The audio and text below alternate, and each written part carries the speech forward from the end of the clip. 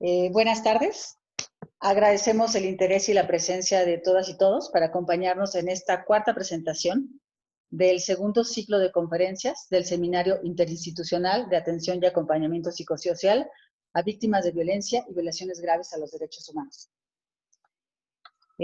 Como un antecedente, a lo largo de este año se han explorado diversos temas en las tres conferencias anteriores, como los factores sociales, políticos y económicos que han generado las condiciones de violencia estructural en nuestro país, o la demarcación de conceptual de las diferentes formas de violencia que nos aquejan y que serían, digamos, objeto de tratamiento de estos temas, así como los aportes que la antropología forense ha hecho en el trabajo de búsqueda de víctimas de desaparición forzada. El día de hoy nos reúne en este espacio virtual una ponencia sobre el rol del profesional en los procesos de atención y acompañamiento psicosocial, que impartirá la maestra Marina Giangiacomo. La maestra Marina Giangiacomo es licenciada en Psicología por la Universidad de Buenos Aires, Argentina, maestra en Psicología con residencia en Terapia Familiar por la Universidad Nacional Autónoma de México y maestra en Educación de Derechos Humanos por el CREFAL y el Instituto Interamericano de Derechos Humanos. Ha colaborado con el Programa de Naciones Unidas para el Desarrollo, PNUD, la Secretaría de Educación de la Ciudad de México, el Instituto Nacional de Desarrollo Social y actualmente es directora de Atención Psicosocial en la Comisión de Derechos Humanos de la Ciudad de México. Asimismo, se desempeña como docente en la maestría sobre convivencia escolar de la Universidad Pedagógica Nacional y en la licenciatura en Psicología en el Instituto Tecnológico y de Estudios Superiores de Monterrey. Antes de darle la palabra a la maestra Marina Giangiacomo, es preciso hacer algunas aclaraciones sobre la manera en que se va a llevar a cabo el evento. La exposición por parte de la maestra Marina tendrá una duración aproximada de 1 hora o un poco más. Alrededor de media hora antes de finalizar la exposición, se abrirá el chat para que puedan ustedes escribir sus preguntas, ¿no? Para que puedan ahí plasmarlas por escrito. Y al final, justo habrá una sesión de preguntas y respuestas. Tendremos un equipo de nuestro seminario que estará integrando los diversos temas de las preguntas para podérselas exponer a la maestra Marina Giangiacomo al final. Si quedaran dudas puntuales por resolver, ¿no? Que no se pudieran resolver en el lapso de 2 horas que dura toda la transmisión, podrán escribirle a la maestra Marina a su cuenta de correo institucional, que quedará al final de su presentación, ¿no? Ella pondrá en la última lámina, pondrá su correo electrónico. Por último, solo me resta mencionarles que los micrófonos y las cámaras van a estar apagados para todos nosotros durante la conferencia para efectos de una mejor transmisión, ¿no? Estaremos viendo la presentación y a la maestra. Sobre el link para el registro podrán verlo en el chat. Ahí lo apuntará parte del equipo y ahí podrán ver cómo se pueden registrar. Pues sin más, le cedo la palabra a la maestra Marina Giangiacomo. Adelante, Marina. Gracias, Mariana, por la presentación, por la bienvenida. Déjenme que preparo. Me da mucho gusto que estén hoy en esta cuarta sesión de este seminario interinstitucional en estos tiempos de pandemia, y voy a compartir la presentación. Me dicen si la ven.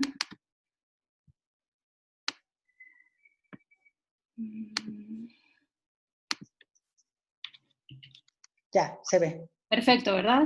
Cualquier cosa, sí. Por favor, alguien del equipo me hace señas y demás, porque ya saben que me cuesta la tecnología, pero buenas tardes ya a todas y a todos. El día de hoy vamos en efecto, como Mariana compartía, vamos a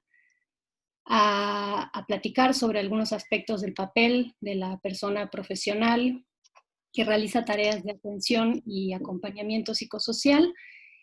Para ello, esta charla está organizada en 3 grandes momentos. La perspectiva psicosocial, me parece pertinente delimitar primero rápidamente el campo de la perspectiva psicosocial. Esto significa a qué nos referimos, de qué hablamos cuando decimos perspectiva psicosocial. Luego compartir en un segundo momento algunas claves muy específicas de la atención y el acompañamiento psicosocial específicamente, para cerrar intentando responder a esta pregunta: ¿qué podemos esperar de un profesional, de una persona profesional que realiza tareas de acompañamiento psicosocial, especialmente o específicamente en los procesos de búsqueda de verdad y justicia? Para acercarnos a definir la perspectiva psicosocial, yo me permito iniciar compartiendo una cita que pienso que ilustra bastante bien de lo que vamos a hablar. La cita es de una colega de Colombia, se llama Liz Arévalo, muy recomendable para quienes quieran profundizar un poco más. Ella es psicóloga, es terapeuta familiar y tiene una gran experiencia en esto del acompañamiento psicosocial. Voy a permitirme leerla como puntapié inicial de esta conversación.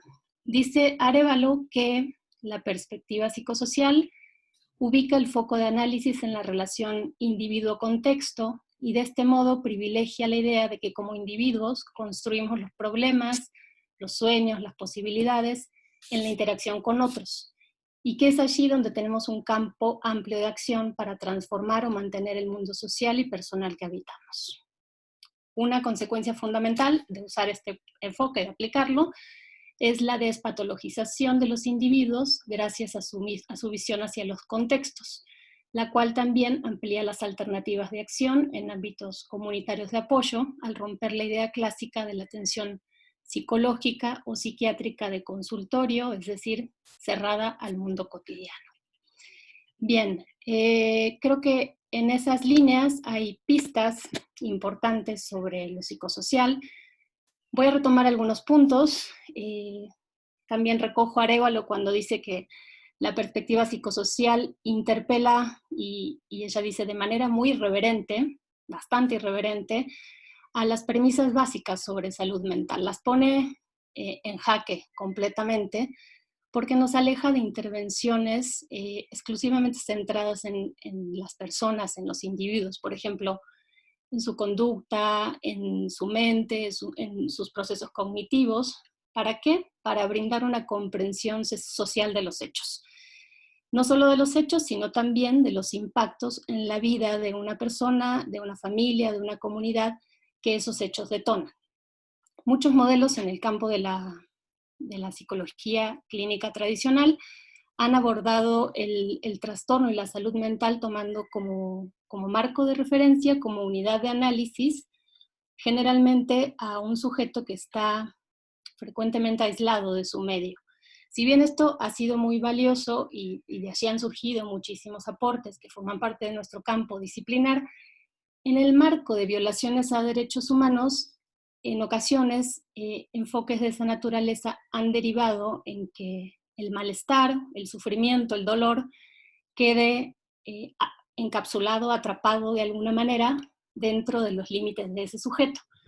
Y de esta forma se corre el gran riesgo de invisibilizar situaciones que son de tipo estructural, de desigualdad social, económica, históricas, para hablar únicamente, por ejemplo, de la salud emocional de fulanito, de cómo no tenemos herramientas para gestionar el estrés, el trauma, de lo poco resilientes que podemos ser ante la adversidad, etcétera, etcétera.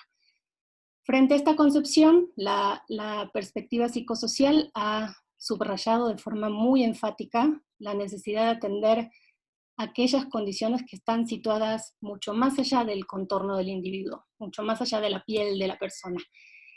Es decir, lo que hacemos es mirar a la persona inserta dentro de determinadas coordenadas. ¿De qué tipo? Socioculturales, históricas, pero fundamentalmente políticas, que atraviesan a la persona, que nos atraviesan a todas y a todos.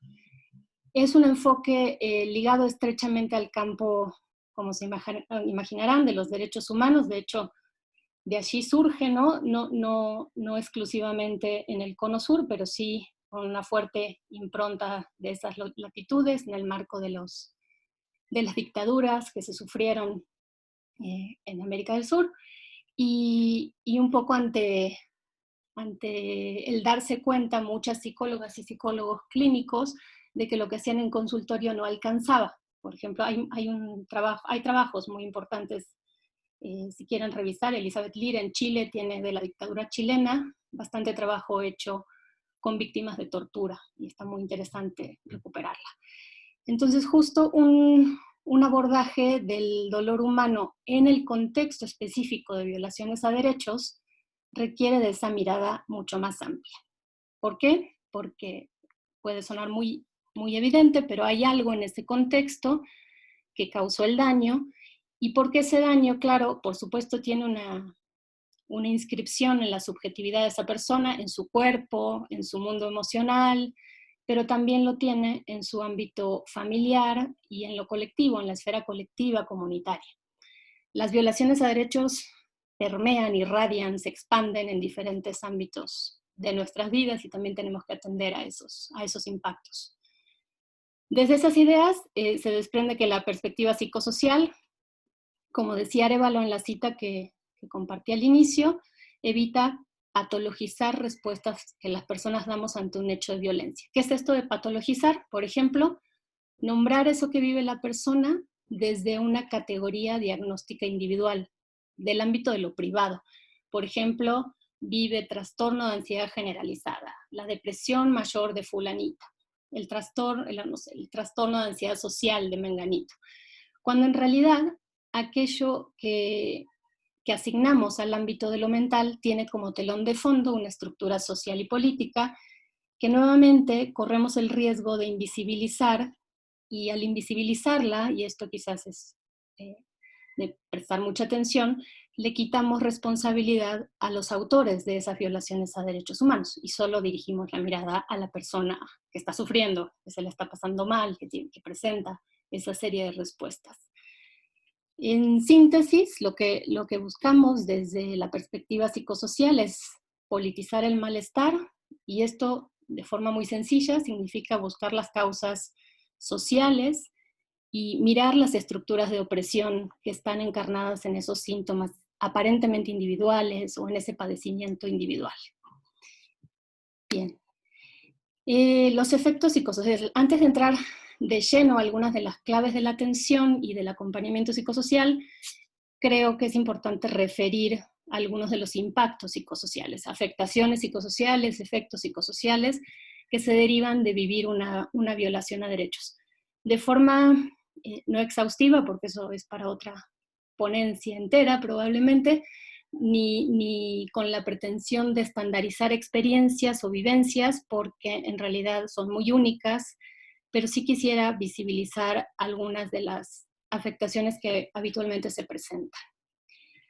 Entonces, les decía hace un momento que desde una perspectiva psicosocial identificamos los impactos en distintos ámbitos de la vida de una persona, no solo en su ámbito psicoemocional, como podría ser muy evidente. Evidentemente esto que están viendo es general, es esquemático, esas burbujas que pude hacer de manera bastante rústica son solamente recursos pedagógicos, porque sabemos bien que los distintos ámbitos habitualmente se funden entre sí, interactúan.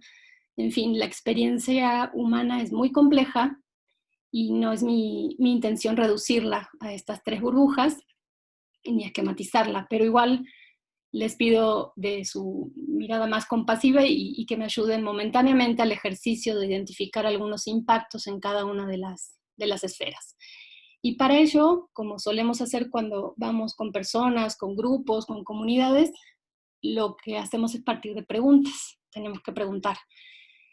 Entonces, por ejemplo, en el ámbito psicoemocional, en la esfera individual, la que ven hasta arriba, podríamos preguntarnos cómo se perciben las personas después del hecho que vivieron, cómo han cambiado a partir de ese hecho, qué emociones experimentaron en ese momento, pero también en los momentos inmediatos posteriores al hecho de violencia, o ahora que ya pasaron varios años muchas veces desde el hecho victimizante.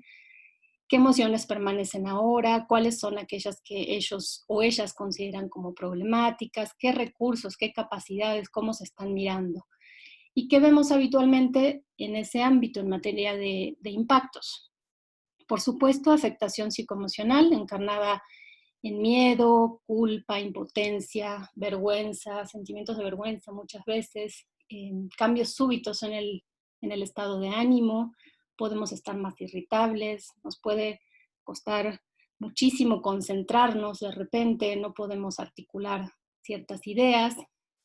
Una de las características muy importantes que a veces vemos es que las personas reviven las experiencias sufridas en forma de recuerdos traumáticos muchas veces, aún muchísimo tiempo después de los hechos, de la fecha de los hechos, como si la experiencia insistiera, ¿no? Redundara, irrumpiera en nuestra memoria, y entonces la sensación es de que estamos atados a atadas a esa experiencia, ¿no? No hay a dónde moverse, hacia dónde hacerse. Y hay también transformaciones en la forma como las personas se ven a sí mismas y a los otros, a su entorno también, ¿no? Lo que antes parecía seguro, ahora puede ser incierto, como esta sensación que seguramente muchos hemos sentido de no pisar tierra firme, de ambientes muy inciertos, donde se cuestionan cosas básicas, certezas, creencias que teníamos, aparecen muchas preguntas, algunas vinculadas con ¿por qué a mí? Yo no he hecho nada, soy una buena ciudadana, yo no me meto con nadie, ¿por qué? ¿No? El preguntarse por qué vivimos una experiencia de esa naturaleza. El mundo parece de repente enloquecer y tenemos pocas posibilidades de controlarlo, de hacer algo para que las aguas se calmen. Y por supuesto es muy frecuente que los proyectos de vida colapsen. Eso que cada quien imagina, desea, espera, trabaja por, ¿no? Eso que queremos para nuestras vidas, que a veces es de carácter individual, pero por supuesto también familiar, se ve afectado. Hay cambios en lo laboral, pérdida de empleo, que muchas veces tiene que ver con el hecho vivido, pero lamentablemente otras veces también tiene que ver con el proceso de búsqueda de justicia posterior. Buscar justicia en nuestro país toma tiempo y muchos recursos económicos, y las violaciones a derechos humanos a veces recrudecen situaciones económicas, laborales, que ya de por sí quizás no eran tan buenas previamente, no eran tan favorables. En general, quienes han lamentablemente pasado por algo así, si en nuestra audiencia hay alguien que ha pasado lamentablemente por un evento de esta naturaleza, seguramente saben que a veces es difícil reconocerse como la persona que éramos antes del suceso, y muchas personas nos dicen que las violaciones a derechos se viven como un parteaguas en la vida, en el curso de nuestra vida. Hay un antes y un después. En la esfera familiar, del lado izquierdo, la burbuja izquierda, vale la pena también, partimos de preguntas: ¿cómo era la familia antes de que sucedió el hecho victimizante? ¿Cómo les ha afectado? ¿Qué explicaciones dan ante lo sucedido? ¿Se culpan? ¿Culpan a algún integrante de la familia por lo que vivieron? ¿Con qué recursos cuenta esta familia? En fin, en este ámbito miramos en general familias que se reorganizan en roles, en funciones.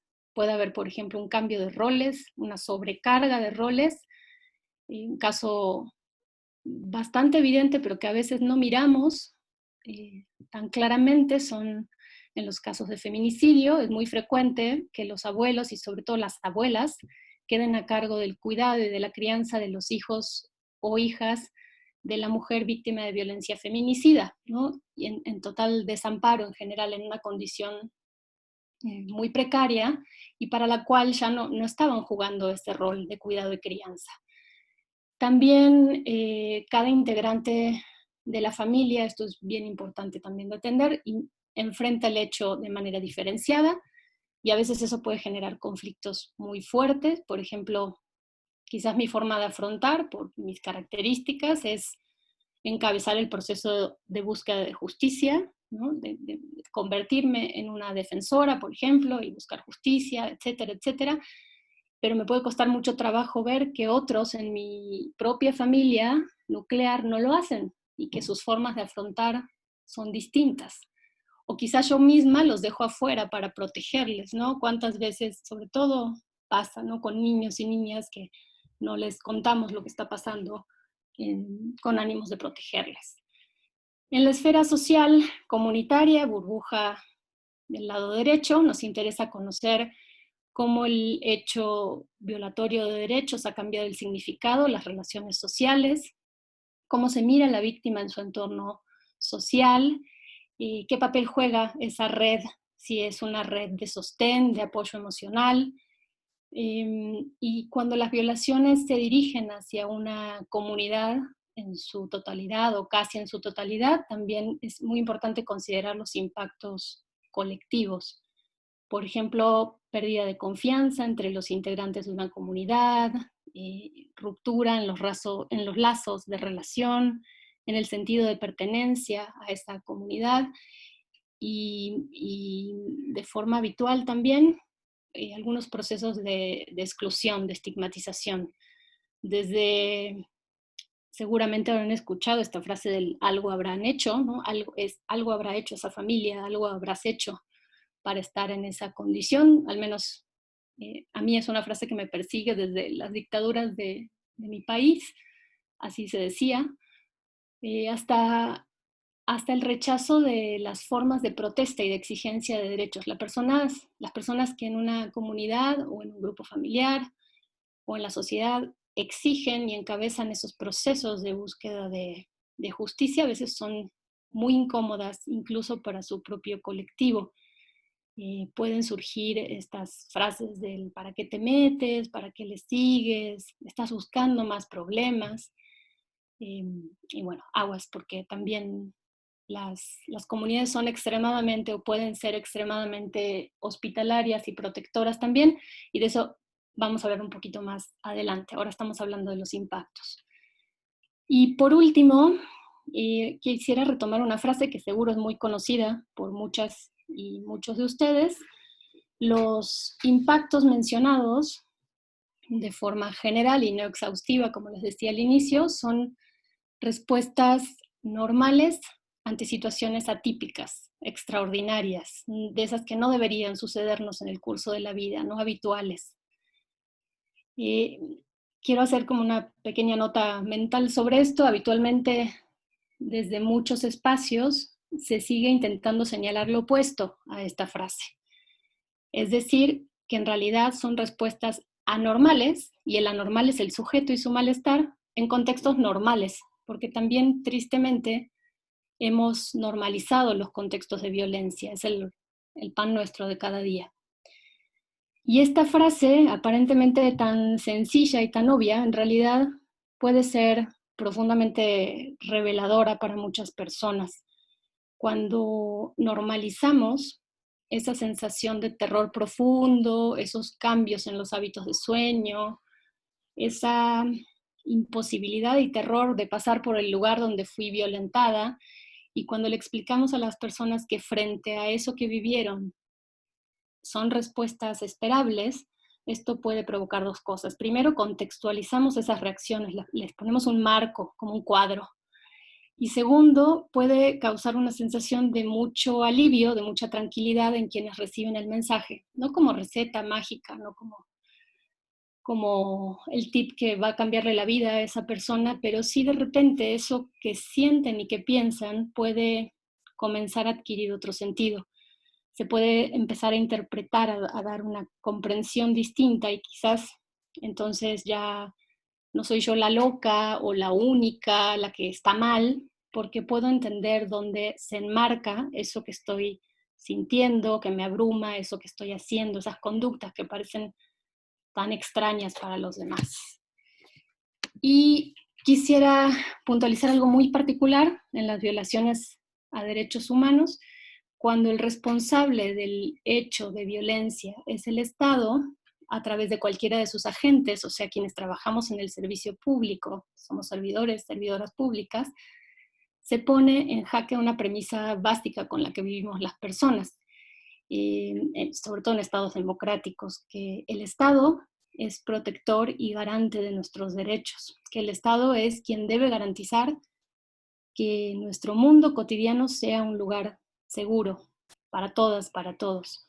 Y la ruptura con esta idea cuestiona creencias básicas de las personas, genera mucha incoherencia en términos de que quien debe protegernos se convierte en victimario. En menor escala lo podemos pensar también, por ejemplo, en los fenómenos de violencia familiar, de maltrato infantil. Aquel que tiene que garantizar mi seguridad física, afectiva y demás, me victimiza, me agrede, es el perpetrador. Y esto es algo que escuchamos permanentemente cuando entrevistamos a personas para documentar el daño, que es parte del trabajo que hacemos nosotras en la comisión. Las personas suelen preguntarse por qué hicieron eso, que no se supone que están para cuidarnos, para protegernos, para hacer justicia incluso. Y esta opresión generada por agentes del Estado, por el Estado, causa mucho miedo y una sensación de desconfianza generalizada, a veces hacia todo el aparato estatal. Voy a dar un ejemplo. Ya no siento desconfianza únicamente hacia ese policía que me agredió, sino hacia toda la corporación policial. Entonces veo policías y entro en un estado de alerta, de evitación, sudo, etcétera, etcétera. O me brindan de repente una atención médica negligente en tal hospital y entonces puedo perder confianza hacia el sistema de salud pública en su totalidad y ya no quiero atenderme ahí, por ejemplo. Pues bien, vamos al tema central de esta conferencia, que es atención y acompañamiento psicosocial. Y el acompañamiento psicosocial es un proceso de acompañamiento, sí, pero yo me atrevo a decir que es un conjunto de procesos políticos, reflexivos, que pueden ser de carácter individual, familiar, comunitario, y que se orientan a enfrentar las consecuencias de un hecho violatorio de derechos. ¿Qué consecuencias? Las que nombramos en las burbujas hace un momento. ¿Para qué? Para promover bienestar, apoyo emocional y social a las personas. Acompañamos los procesos de exigencia de derechos con un énfasis muy fuerte en favorecer la participación y la autonomía de las personas. Esto es vital. Siempre validando sus mecanismos de afrontamiento. ¿Qué son los mecanismos de afrontamiento? Todas las formas, todo lo que hacemos a nivel individual y colectivo y lo echamos a andar para enfrentar esa situación, para hacerle frente.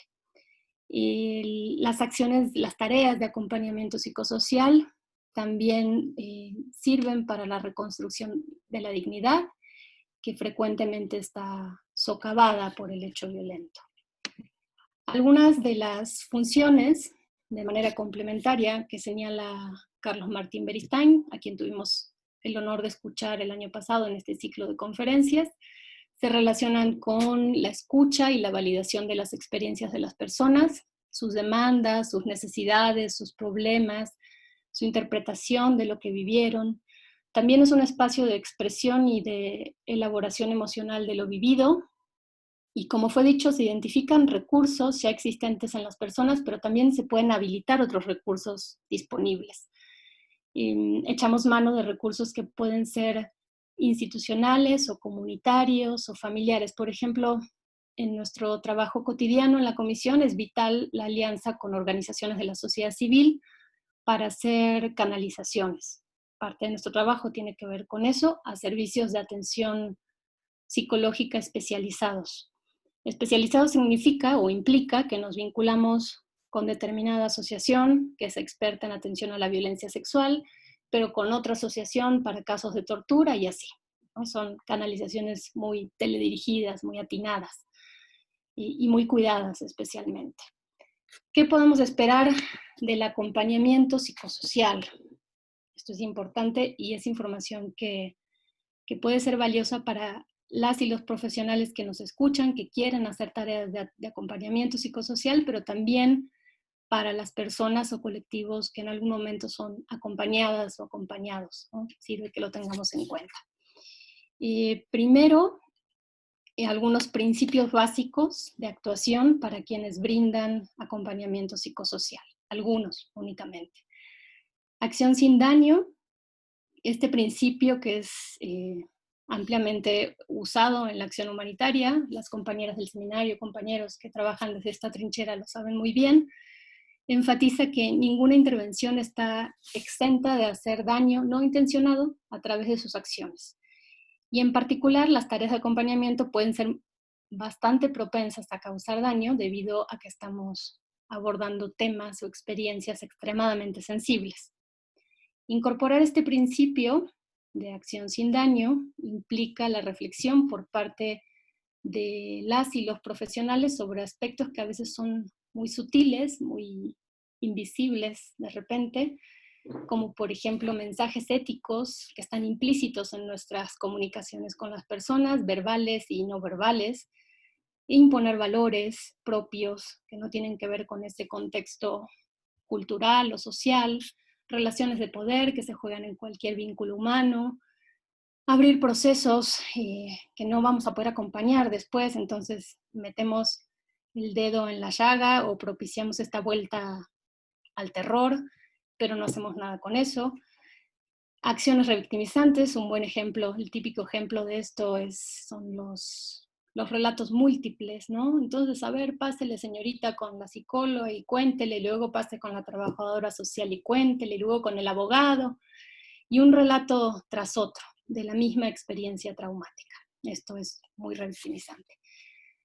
Algunas formas para reducir el riesgo de causar daño o focos rojos sobre los que podríamos estar alertas, porque aunque es un daño no intencionado, podemos hacer cosas para disminuir las posibilidades de que ocurran. Por supuesto, un tema de desarrollo de sensibilidad cultural, ¿no?, de la diversidad. Comprometernos con procesos de evaluación de lo que hacemos, esto es muy importante, cuesta mucho trabajo a veces en las instituciones, nos cuestan los procesos de evaluación de nuestro propio trabajo.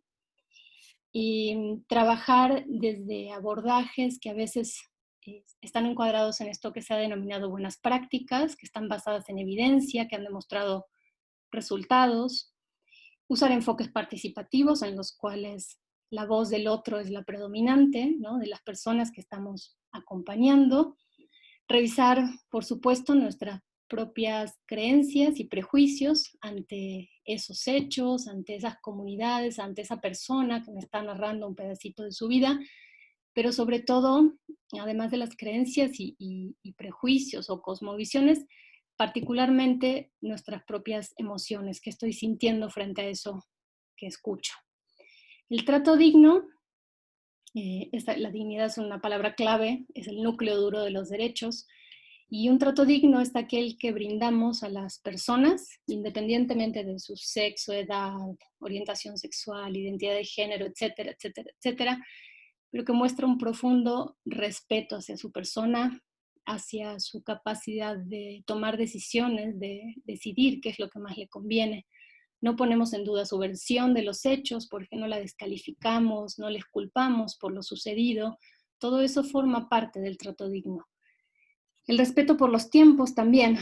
Quienes vamos muy rápido a veces, también podemos pues regarla frente a las personas que estamos acompañando. Por ejemplo, una persona puede encontrarse en una situación de shock o de fuerte inhibición y entonces primero tendremos que proporcionar un entorno seguro donde trabajar e ir construyendo una relación de confianza. Si la persona no quiere hablar, por ejemplo, pues es inútil y hasta contraproducente forzarle a que eso suceda, decirle, y a veces hasta con las mejores intenciones, ¿verdad? Porque es por tu bien, cuéntame, habla, dilo, sácalo. Pues cuidado con eso porque hay que ir a veces o siempre mucho más al ritmo del otro o de la otra. Sobre la confidencialidad es un principio básico, sobre todo quienes venimos del campo sí, lo tenemos muy claro, forma parte de nuestros códigos de ética. Y sin embargo, desde aquí se entiende que en ciertos momentos, por ejemplo, cuando documentamos daño, cuando documentamos impactos psicosociales, por ejemplo, en un peritaje psicosocial, es necesario hacer visible parte de ese mundo íntimo de las personas y de lo que vivieron, ¿no? De eso se trata el dictamen que vamos a emitir. Esto se tiene que hacer con muchísimo cuidado y sobre todo creo que la clave aquí central es el consentimiento previo e informado de la persona. Nosotras en el equipo de trabajo tenemos así como regla que al momento de entrevistar, siempre al inicio y al final, le preguntamos a la persona si algo de lo narrado desea que se quede fuera del documento que vamos a emitir, ¿no? Algo de lo que me compartiste en estas 2, 3, 4 horas, el tiempo que tome, quieres que no lo coloquemos en el documento que vamos a emitir y que van a leer necesariamente otras personas. ¿Por qué? Porque a veces en esos contextos las personas narran situaciones que no quieren que sean conocidas por otros o por otras y tienen todo el derecho a eso. El manejo de expectativas tiene que ver con un encuadre muy claro, con pautas claras desde el inicio, dejar en claro alcances, limitaciones de nuestro papel también, hasta dónde vamos a poder y qué no podemos hacer. A veces ese marco lo da la propia institución en la que estamos trabajando, asociación, organización, etcétera, y nos indica el tipo de apoyo que podemos proporcionar. Es muy importante no hacer promesas que no vamos a poder cumplir. Y por último, como eje rector también la participación. Hablamos un poquito arriba de esto, pero sí es participación protagónica de las personas que estamos acompañando en todos los asuntos que le involucren directamente. Darles voz, darles juego en todo el proceso, y esto tiene implicaciones en nuestro rol como acompañantes. Está muy vinculado a la postura que asume la persona que acompaña. De eso vamos a hablar entonces, sobre la postura de quienes acompañamos. El acompañamiento psicosocial promueve la caída del rol de experto, que es un rol muy directivo en general, muy vertical, muy absoluto, y parte de que no podemos saber todo solas las personas.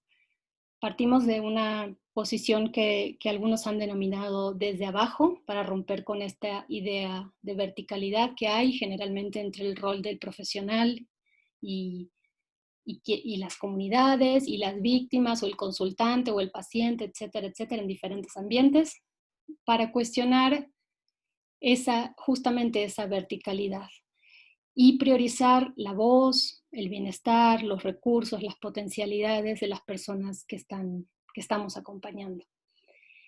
Tenemos que desarrollar cualquier proyecto de atención pensándolo desde la experiencia de las víctimas. Ese es nuestro puntapié inicial de todo, y no ejercerlo exclusivamente desde la experticia teórica de los profesionales.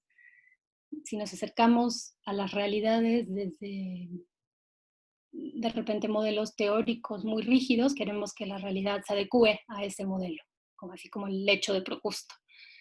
Nosotras no dirigimos el curso de lo que sucede, no damos la solución, solamente acompañamos sin ejercer un rol tan protagónico. Y procuramos valorar muchísimo más el conocimiento de las personas, de las familias, que el nuestro. Ellos y ellas saben un chorro de su vida y de lo que vivieron, mucho más que nosotras y nosotros. Un rol muy curioso nos ayuda también a no suponer nada, que a algunas se nos da re bien eso de mirar e inmediatamente yo me construyo un montón de historias sobre el que tengo enfrente. Entonces eso es una invitación a ser mucho más precavidas, a preguntar mucho, a indagar mucho, a ayudar a que quizás la gente vea cosas que hasta ahora no había tenido en cuenta a partir de nuestras preguntas. Y las preguntas son más que de los hechos, ¿no? Podemos preguntar sobre el hecho en sí, dónde, cómo fue, cuántas personas, bla, bla, bla, pero especialmente sobre el significado que las personas atribuyen a esos hechos. Cómo se miran a sí mismas frente a esa situación que vivieron, qué comprensión le están dando a ese fenómeno. Entonces nos hacemos muy buenas, expertas, decía un profesor mío, que nos hacemos muy expertas en hacer buenas preguntas en el momento adecuado, además. Y cuidado, porque a veces esto de las preguntas se pueden convertir en lanzar interrogatorios, o entrar como en un ping-pong de pregunta-respuesta, o algunas personas entendemos demasiado rápido. Ya sé lo que le pasa, me dijo 2 palabras y ya sé lo que le pasa. Entonces, en realidad, desde esta perspectiva se nos invita a hacer un trabajo mucho más artesanal, cuidadoso, pausado incluso. Y 2 puntos más, uno de ellos muy importante para mí. Primero, el enfoque diferencial. El enfoque diferencial nos convoca a, que está en la ley de víctimas, ¿no? Lo pueden encontrar en muchos documentos, la ley de víctimas lo recoge, el modelo también, pero nos convoca a tomar en cuenta características específicas de las personas, como el género, la edad, aspectos culturales, por ejemplo, para que esas características sean consideradas en cualquier intervención, cualquier tarea de atención y de acompañamiento psicosocial, porque además los impactos también pueden ser diferenciados en función de esas características.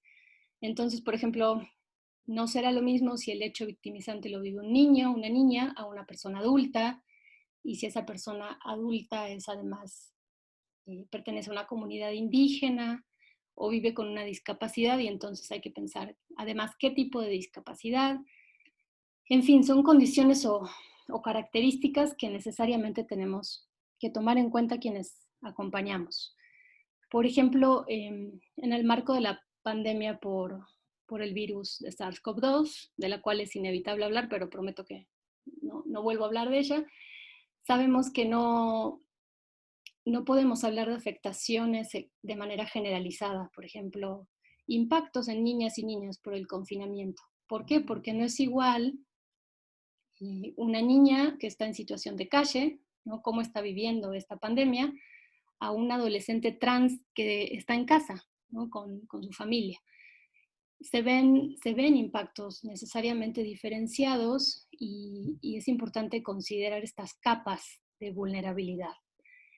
Y finalmente, de forma enfática, creo que esto es, les decía, uno de los puntos más importantes para mí quizás, no somos seres asépticos, esterilizados, que nos acercamos así a las personas, a las comunidades. Tomamos una posición no neutral frente al sufrimiento de las personas, una posición ética, política, ideológica respecto a lo vivido por esas personas. Y comprendemos que su situación emocional es el resultado de una experiencia muy injusta y causada, provocada, infligida de forma intencional por otros y por otras. Esto es muy importante, porque cuando así lo nombramos, es una manera de legitimar el dolor y el sufrimiento, porque muchas veces ese dolor no tiene un estatus, no tiene un lugar. En general, a las víctimas se les estigmatiza o no se les reconoce.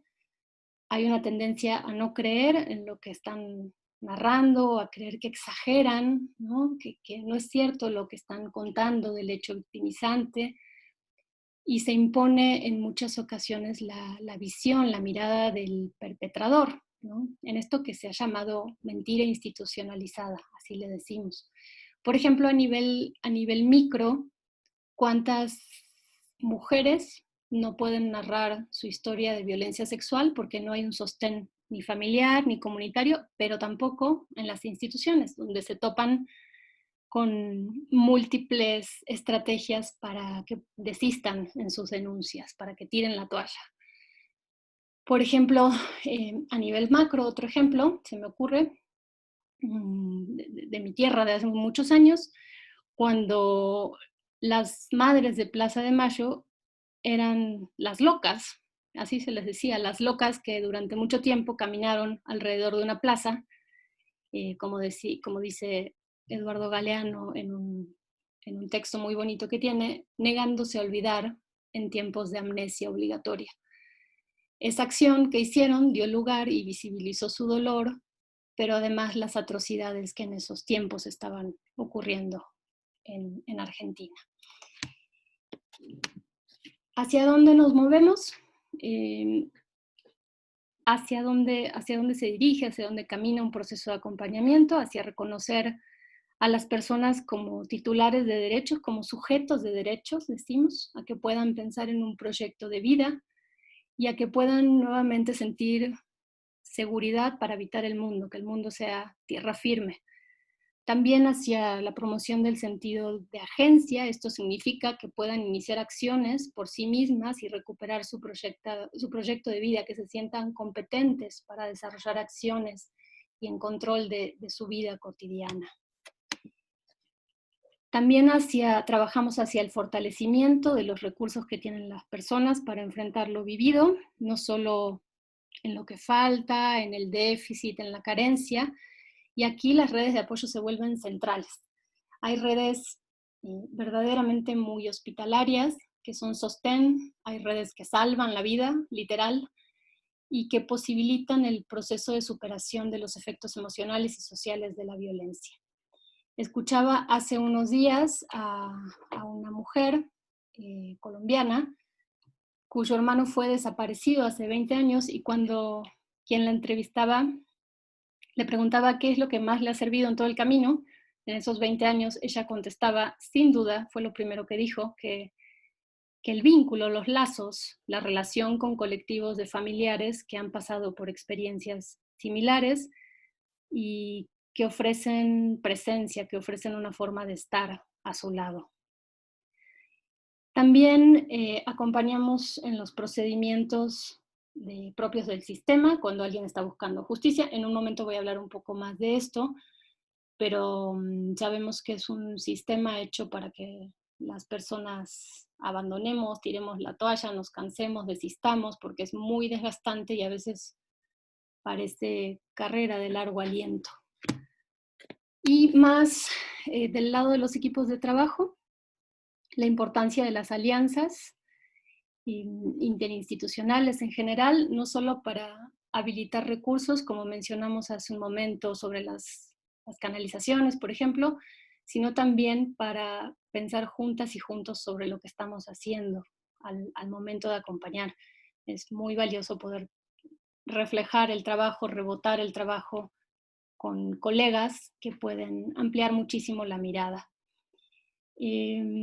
Por supuesto, esto sin duda es un punto muy importante, el monitoreo permanente, si quieren, no como el Pepe Grillo azotándonos todo el día, pero sí un monitoreo bastante frecuente a nuestra salud emocional y física, a que podamos, como parte de un equipo de trabajo, identificar signos de desgaste laboral, entendiendo aquí que el autocuidado es una responsabilidad individual. Todos sabemos que tenemos que comer bien, que tenemos que descansar, etcétera, etcétera, las cosas que nos hacen bien, pero que las instituciones, las organizaciones deben promover el cuidado emocional de sus equipos de trabajo. Hay ahí una doble responsabilidad.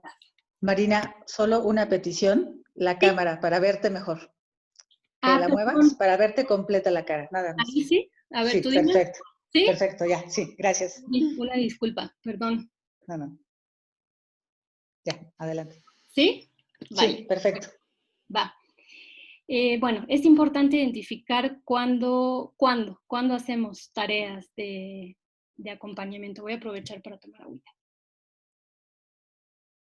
Y para ello, este esquema, nuevamente, este esquema me parece que incluso es más peligroso que el anterior, si quieren. Les pido también tener en cuenta esta advertencia porque simplifica en una imagen plana, lineal, como yo aprendí historia en la escuela, ¿no? De causa-efecto incluso. En realidad está simplificando procesos que son muy complejos, muy dolorosos, en todo lo que tiene que ver con el proceso de búsqueda de verdad, justicia y reparación. Entonces, por favor, una mirada bondadosa hacia mi diagrama.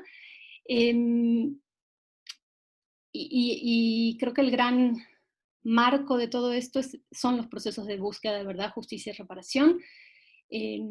La verdad como un elemento fundamental para las víctimas, esto creo que no hay duda, ¿no? Que muchas veces no solo tiene que ver, o desde el lente psicosocial, lo que hemos mirado es que no solo tiene que ver con el derecho a saber, sino también con validar la experiencia de las víctimas, con darle un reconocimiento institucional y social a eso que vivieron.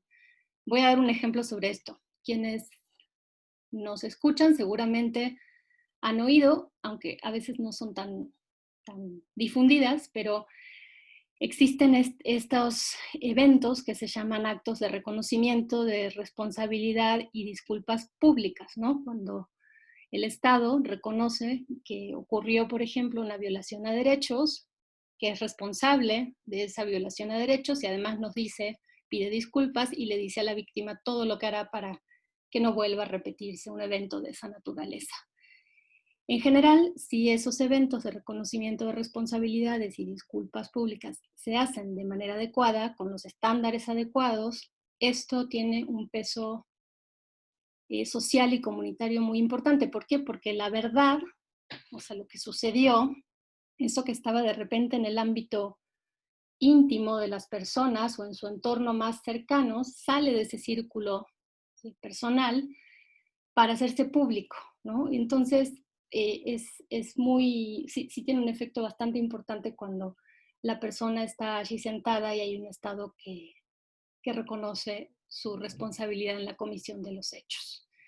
Sobre el derecho a la justicia, rápidamente, para las víctimas de violaciones, el derecho a la justicia, que tiene que ver con la investigación y con la sanción a los responsables, forma parte de las demandas que muchas veces contribuyen a enfrentar el dolor y las consecuencias de la impunidad que han sufrido durante muchos años. Y el derecho a la reparación, no voy a profundizar en esto, pero sí les recomiendo, tenemos una conferencia en el primer ciclo de conferencias del año pasado a cargo de Nieves Gómez. Sobre el final, como Mariana encuadró muy bien, vamos a estar viendo el sitio web de este seminario, y les recomiendo mucho en materia de reparación, reparación integral del daño, para quien esté interesado, ir derecho a esa conferencia de Nieves Gómez, colega guatemalteca. Partamos entonces en este ejercicio un tanto rígido del hecho victimizante, por ejemplo, una violación a derechos.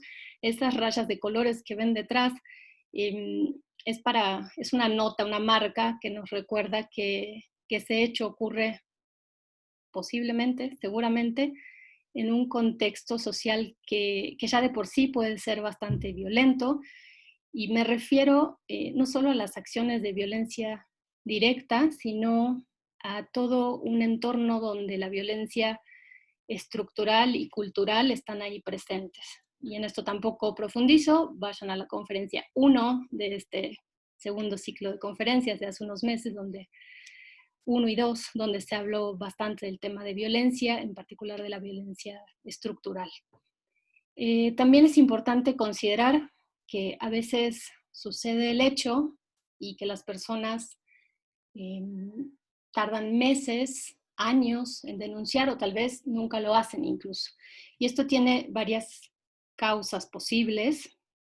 En general puede ser un tema de temor, de miedo, que conduce al silenciamiento, porque puedo estar amenazada y por ende en riesgo, y por eso no denuncio, por la desesperanza que crea la impunidad, ¿no? Mucho de esto de para qué denuncio si no pasa nada, ¿no? Y es cierto que no pasa nada en muchos casos, y esto genera una falta de confianza en las instituciones que son las encargadas de la Procuración de Justicia. Y también porque denunciar implica, y esto me parece bastante importante, confrontarse no solo con un proceso muy largo frente al sistema, muy largo, muy complejo, y muy confuso de repente, pero además puede implicar una confrontación social con mi entorno, bajo el lema de pues ¿para qué le mueves? No te metas en más problemas, vas a armar más relajo, ya déjalo, ¿no? ¿Para qué le inviertes a eso? Y a veces esos mensajes provienen de personas muy cercanas, y es las parejas, los hijos, y es muy doloroso para la persona que está yendo por encabezando todo ese proceso de búsqueda de justicia con estos mensajes como telón de fondo, que son dichos seguramente desde el amor, desde la protección, desde el cariño, pero que no van de la mano con la intención que tiene la persona en ese momento. No quiero también como dejar de decir que no solo, las personas no solamente denuncian frente a instancias de procuración de justicia, hay muchas formas de denuncia, a veces hacemos denuncias públicas, protestando, encabezando movimientos sociales muy valiosos que han habido en nuestro país y que visibilizan y dan voz a eso que las personas han vivido, no necesariamente me refiero a una denuncia formal. Posterior a la denuncia, entramos en el carril de las múltiples diligencias, comparecencias, peritajes, declaraciones, involucramiento en procesos de búsqueda, por ejemplo, en temas de desaparición, y un sinfín de tareas que para las y los ciudadanos de a pie, de inicio al menos representan fuertes retos, porque son muy complejos, porque desconocemos el sistema generalmente, no tenemos formación en eso habitualmente, por prácticas revictimizantes que suelen suceder y por el enorme desgaste físico, emocional, económico que provocan. Y además es un proceso que se perpetúa, se alarga en el tiempo bajo el manto de la impunidad. En algunos casos se puede acceder a la justicia, a la reparación del daño. Vamos a platicar un poco cuál sería nuestro rol en esos casos. Y si hacemos la pregunta de en qué momento de todo este recorrido podemos hacer tareas de acompañamiento psicosocial, la respuesta para mí es bastante sencilla, en todo momento, absolutamente en todo momento, con acciones particulares, específicas, dependiendo de la etapa del proceso, que está señalado de manera esquemática en esta flecha, pero en todo momento. Idealmente, ¿cuándo? Desde el inicio. Muchas veces nosotras en la comisión tenemos oportunidad de conversar con personas que conversaciones de primera vez, pero que llevan un largo camino andado, un peregrinar, dicen ellas, de institución a institución, de muchos años, recorriendo muchos espacios y en general con mucha soledad, con poco acompañamiento muchas veces. Entonces, ahí observamos no solo los impactos del hecho victimizante, de la violación a derechos, del hecho de violencia, sino los propios impactos de todo este camino andado, que en general recrudecen las afectaciones iniciales. Pues vamos a ver ejemplos entonces de acciones específicas en cada uno de estos momentos. En la flecha de arriba podemos encontrar algunas de las acciones posibles durante el acompañamiento psicosocial. Les pido, porque no supe cómo hacerlo en esta diapositiva, pero la idea es que ustedes puedan integrar todo lo que platicamos previamente, lo que revisamos sobre los principios de actuación, la postura de quien acompaña, los propósitos del acompañamiento, a estas tareas puntuales o actividades puntuales de las cuales vamos a conversar. De nuevo, esto es un esquema. Nuestro trabajo afortunadamente no es así de rígido, eso es una bondad, pero en el esquema pues creo que nos puede nuevamente servir con fines pedagógicos. Podemos partir de un diagnóstico psicosocial. Al final coloco una hoja de referencias, esta conferencia queda grabada, así que pueden volver a ella y revisar las referencias que coloco sobre cómo hacer un diagnóstico psicosocial.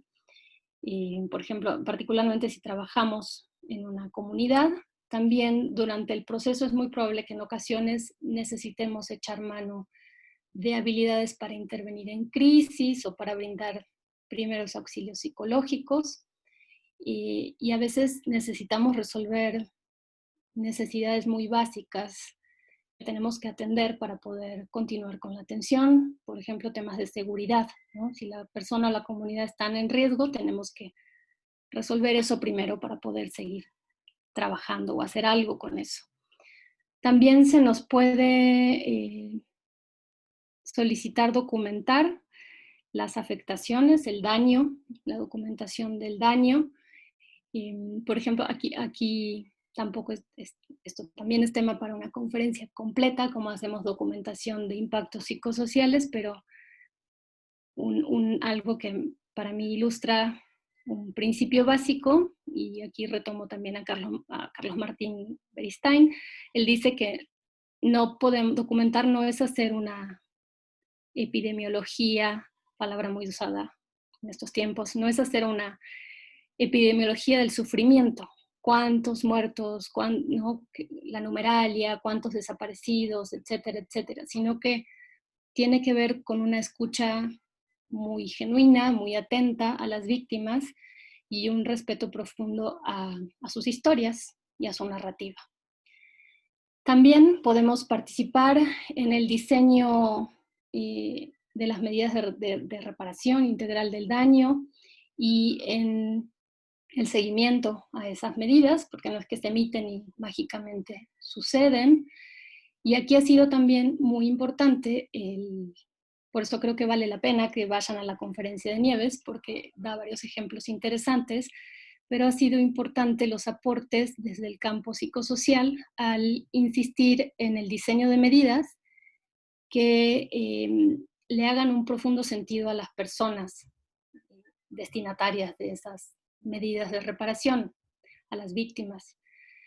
De nuevo, esto va muy de la mano con lo que ya platicamos, es congruente con lo que ya dijimos, no solo desde la visión del equipo de las y los profesionales, sino desde las necesidades de las personas, porque aquello que yo puedo pensar que es muy reparatorio para mí, desde mi trinchera, que no soy la que viví el hecho violatorio de derechos, quizás para la persona no lo es. Entonces corremos el riesgo de plantear medidas que no solo no le hagan sentido a la persona, sino que pueden incluso revictimizarla.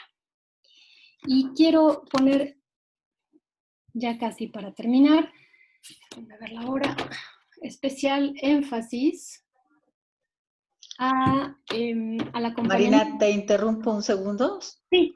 Solo para informarles que está abierto el chat para sus preguntas, entonces las esperamos. ¿Sale? Gracias. Continúa, perdón. Sí, gracias. Creo que vamos bien de tiempo y habrá oportunidad de contestar varias. Claro. Quiero poner especial atención al tema del acompañamiento psicojurídico, que tiene que ver con entrar en estas dos ruedas, ¿no? Que se perciben habitualmente tan distintas, tan encontradas, la rueda jurídica y la rueda psicosocial, que en realidad es necesario que vayan de la mano para acompañar en los distintos escenarios de acceso a la justicia, que como hemos dicho múltiples veces son muy largos y muy complejos. Sin duda, cuando trabajamos de esa manera, de manera colegiada, de la mano, entre diferentes disciplinas, las personas, por ejemplo, podrían estar mejor preparadas psicoemocionalmente, ¿no? Con anterioridad para enfrentar los eventos estresantes que tienen que ver con el contacto con el sistema de justicia, de los procesos legales, ¿no? Que a veces generan mucha inquietud, mucha frustración, mucha confusión, porque no entendemos. Es bastante difícil de comprender todos los vericuetos de los procesos de esa naturaleza. Y quienes estamos acompañando podemos ayudar a las personas a que se familiaricen con todo ese ámbito. De repente tiene que ver con anticipar lo que va a suceder en alguna diligencia, en alguna audiencia, por ejemplo, preparar a las personas para ese escenario tan desconocido, tan incierto, que no vamos todos los días a comparecer o todos los días a declarar a un espacio. Podemos también propiciar el acceso a información de forma más comprensible. Tengo una amiga abogada que dice que ellos hablan idioma legaloide y a veces es cierto, cuesta mucho entenderles. Y fundamentalmente a encontrar lenguajes que construyan puentes entre el universo jurídico y las necesidades de las víctimas. Ese sería nuestro aporte muy importante al momento de hacer acompañamiento, ser el puente entre aquello que que tiene que hacerse como parte de un proceso jurídico que no podemos evitar, pero ¿cómo lo hacemos? Colocando a las personas en el centro. Desde ahí sería. Pues creo que esta es la última. Yo les agradezco mucho, sobre todo a mis compañeros y compañeras. Esos logos que ven arriba son mis compañeros y compañeras por estos espacios. Y estoy atenta, voy a poner la lámina para que quede de un ratito del sitio web del seminario, donde pueden acceder a las conferencias que les presumí, pero a otras también, a todas las que corresponden al primer ciclo y al segundo ciclo, y también algunos materiales que pueden ser de su interés. Como Mariana señaló en el encuadre, queda aquí mi correo electrónico institucional. Con mucho gusto pueden escribirme, me comprometo a contestarles lo antes posible si tuvieran dudas puntuales, en fin, es el correo que utilizo en el marco de la Comisión a Derechos Humanos de la Ciudad de México. Muchas gracias. Dejo esta un ratito, me parece. Mariana, tú me indicas. Sí, sí, perfecto, para que puedan tomar con calma la dirección de correo. Muchísimas gracias, Marina, realmente por tu clara y muy interesante ponencia. Nos ha encantado seguramente a todos y a todas los que estamos escuchándola. Y ahora, bueno, les recuerdo a todas las participantes, hombres y mujeres, que el chat ya está habilitado para que planteen ahí sus preguntas. Veo algunas manitas levantadas, pero bueno, les recordamos que es a través del chat para que podamos ir integrándolas. Entonces, bueno, comenzaremos con algunas preguntas, ¿no? Mientras se van animando a escribirlas. Bueno, la primera pregunta es si un antropólogo o antropóloga podría hacer este tipo de acompañamiento psicosocial o es indispensable tener una formación como psicólogo o psicóloga. ¿Quieren que deje la pantalla o regreso? Ustedes me dicen. Si quieres, bueno, te vemos y luego al final ponemos otra vez. Vale. Podemos dejarla un minutito. La quito, me imagino que la quito y ya. ¿Ya me estoy Sí, viendo? ya te ves, sí. ¿Sí? Sí, sí, sí.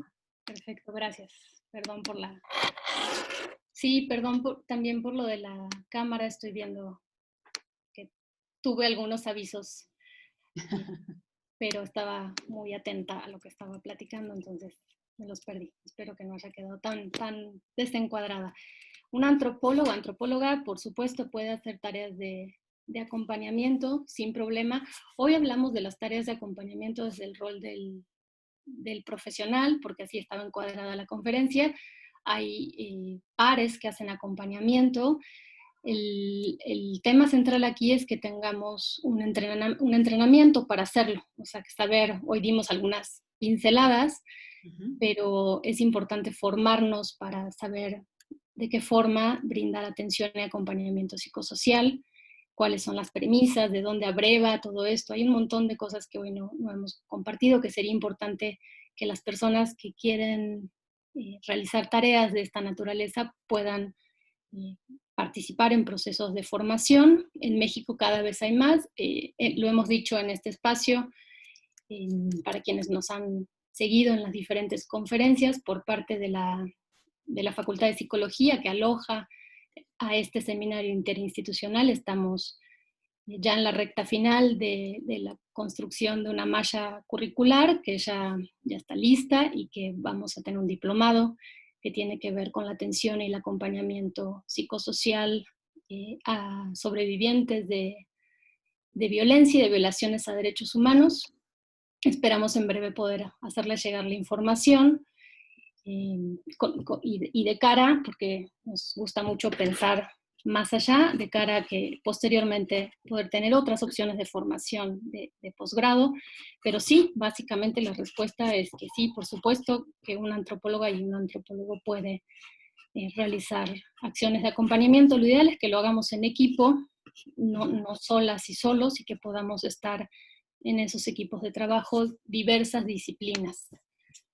También a la persona que preguntó, creo que no tenemos los nombres, ¿verdad? No. Ok, a la persona que preguntó le recomiendo, si no lo ha hecho, ver la conferencia previa de la maestra Albertina Ortega, de la ENA, que tiene que ver justamente con lo que está preguntando, de qué forma un antropólogo, desde lo forense, desde el ámbito forense, y puede realizar tareas de acompañamiento y cómo se vincula con otras disciplinas, como la psicología. Pero no hay que ser psicólogo o psicóloga nada más. Gracias. Una segunda pregunta sería, bueno, si podrías darnos como ejemplos puntuales del tipo de actividades que se hace con una víctima que solicita acompañamiento o con un familiar. ¿Qué tipo de cosas hace un psicólogo o un equipo? Digo, por algo casi tal vez anecdótico, ¿no? Sí, pues eso traté de explorar un poco. Quizás la pregunta va relacionada a alguna experiencia concreta.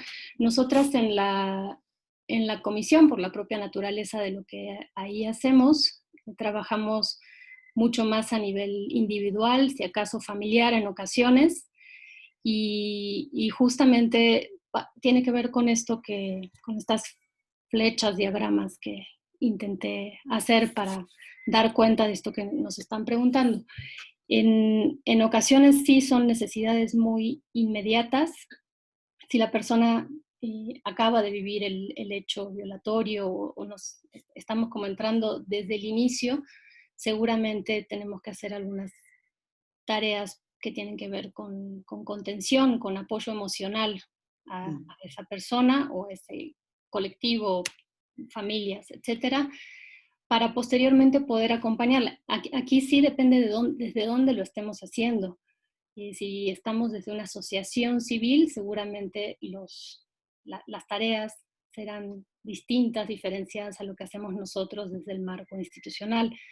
Para nosotras o en lo que principalmente participamos, es en la documentación del daño, la documentación de los impactos, sí en labores de poder de repente brindarle a esas personas algunas referencias de servicios que pueden ayudar a la parte de recuperación emocional, pero fundamentalmente nos centramos en la documentación del daño, en poder visibilizar, y hay una metodología muy consistente en el área, eso se hace muy bien realmente, qué efectos han tenido esas violaciones a derechos, y esos documentos que nosotras desde la Dirección de Atención Psicosocial emitimos, sirven mucho, van de la mano de los instrumentos recomendatorios que emiten en general los organismos públicos de derechos humanos.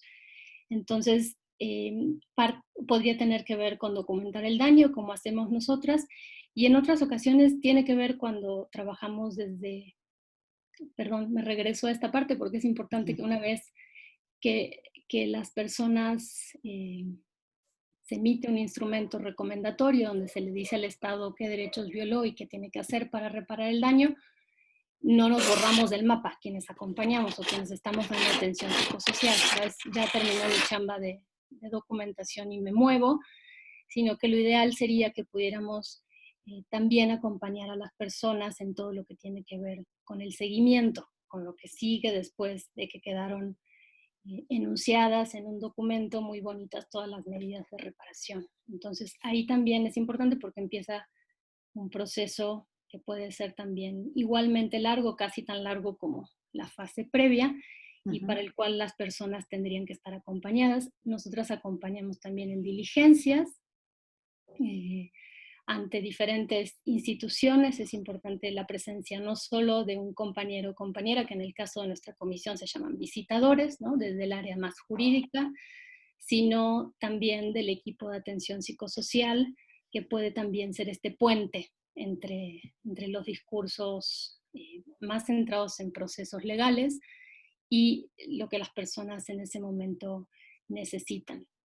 Desde sociedad civil hay un montón de experiencias que tienen que ver con trabajos con colectivos, con fortalecimiento de capacidades, algunos colectivos muy en particular trabajan, por ejemplo, con defensores y con defensoras, con periodistas, ¿no? En el sentido de cómo pueden seguir desarrollando esa labor desde un lugar mucho más fortalecido entre ellos y ellas. Esto se realiza con otra metodología diferente, donde sí estamos en terreno. Nosotras en general trabajamos estos procesos de documentación en la comisión, ¿no? Casi siempre, generalmente lo hacemos en el entorno de la institución, y siempre nos parece como muy importante que cuando, lo ideal sería, ¿no?, que cuando ocurre un hecho violatorio, los equipos de atención psicosocial pudieran tener una presencia en campo mucho más fuerte, que desde el momento 0, 1, pudiéramos estar a la par de nuestros compañeros y compañeras que van a mirar las violaciones, a observar las violaciones a derecho, que nosotras también pudiéramos estar de la mano haciendo trabajo más en comunidad. Ok, entonces es bastante amplio el abanico, ¿no? Como de acciones o actividades que se pueden hacer.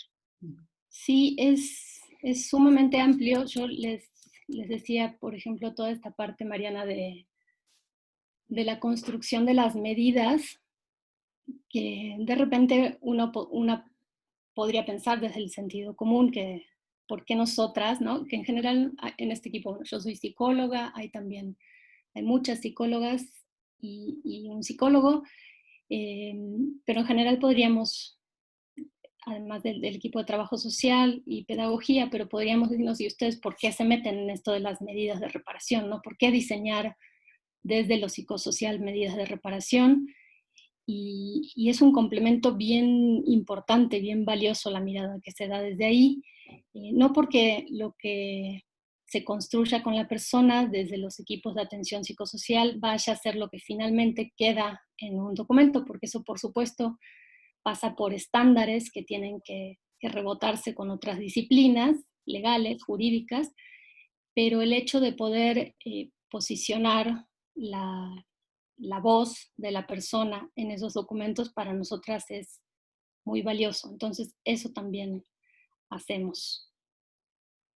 Ok, muchas gracias. Voy a pasar a una tercera pregunta por parte del público y sería, ¿cómo es la experiencia emocional en los hombres con familiar desaparecido? Es decir, ¿qué diferencias habría con respecto a las experiencias emocionales de las mujeres en la experiencia que has tenido? No he trabajado con hombres, entonces no puedo contestar con precisión. Sería bueno preguntarle a las personas que han trabajado en esos contextos, entonces creo que no es tan oportuno que conteste de forma tan precisa esto. Sí sabemos que las mujeres en nuestro país son quienes encabezan mucho más los colectivos de mujeres son quienes están encabezando procesos de búsqueda. Entonces no te podría decir de manera diferenciada cuál es el impacto en un hombre o en una mujer.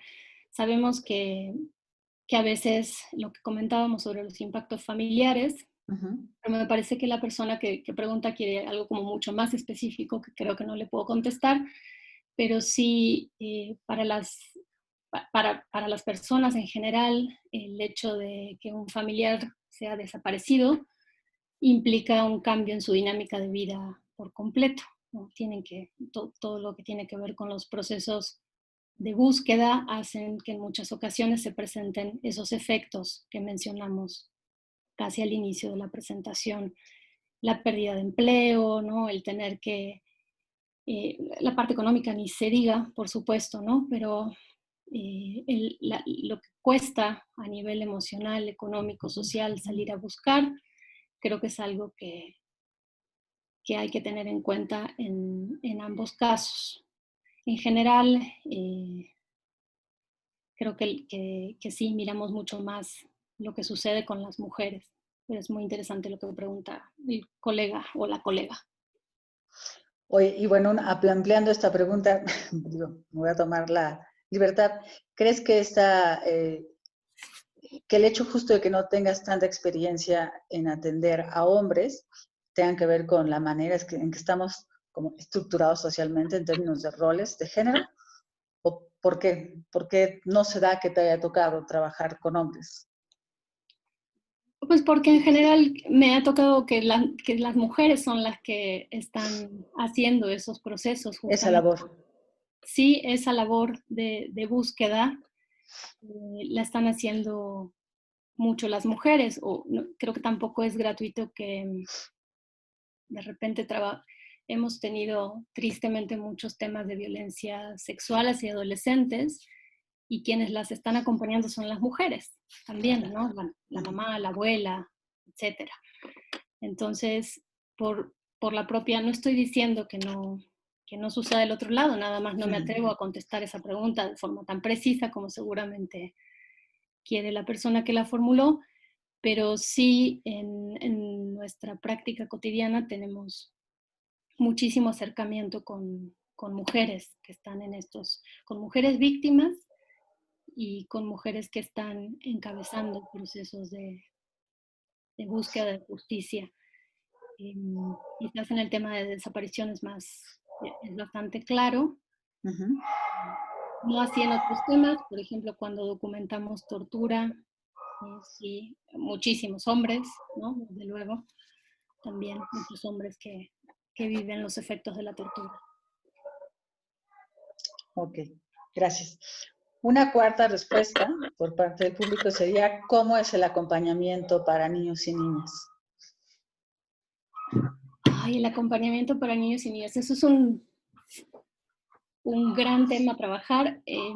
Creo que les recomiendo, déjenme que me acuerde, pero justo en temas de desaparición hay una asociación en el norte que tiene una experiencia muy bonita de acompañamiento con niños y niñas. Aquí depende del caso, del hecho violatorio, pero sí me permitiría dar como algunas pautas generales.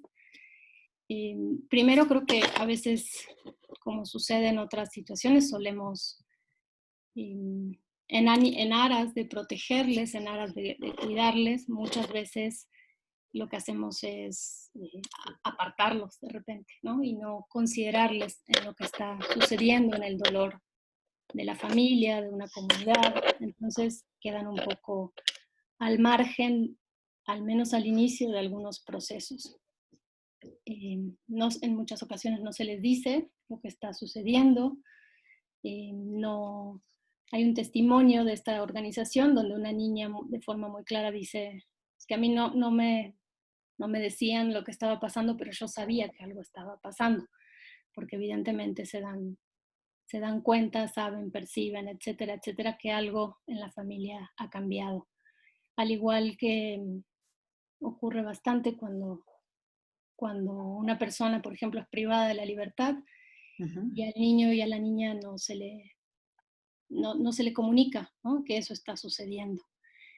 Y esto a la larga pues trae muchísimos efectos, mucho enojo, mucha desconfianza, porque mi ser querido, mi cuidador primario, no me cuenta lo que está sucediendo y tampoco hace mucho para que yo pueda estar mejor. Porque sí sienten, ¿no?, que en esta intención de protección en realidad logramos, creo que hasta un efecto contrario. Claro. Los procesos de acompañamiento en general echan mano de otros recursos, así como los psicólogas y psicólogos, si por ahí hay alguno o alguna que trabajan con infancia, con niños y niñas, saben que la metodología es distinta. También en los procesos de acompañamiento hacemos mucho más, echamos mano de otros recursos que puedan estar vinculados al arte, al juego, ¿no?, a la expresión artística.